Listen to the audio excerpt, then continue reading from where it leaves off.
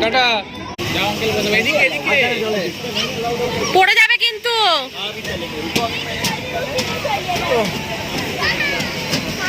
ওইদিকে নিষ্ঠা। এবার ওদেরকে গেঞ্জিগুলো পরিয়ে দিতে হবে, ঠান্ডা লাগছে। এটা করে নে, তারপরে যাবি। এখানে সকাল থেকে এসে দাঁড়িয়ে থাকা উচিত। ভিডিও করছো না? এই যে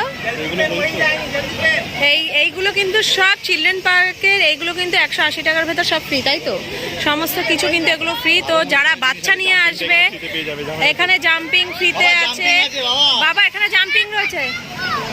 তো এই জাম্পিং চিলড্রেন পার্কে জাম্পিংটা ফ্রিতে রয়েছে, আর বাইরের যেটা রয়েছে ওটা টিকিট কাটতে হবে। তো আমি বলবো বাচ্চা নিয়ে যারা আসছো তারা এইখানে এসে এইখানে বাচ্চাদের আগে এনজয় করাও।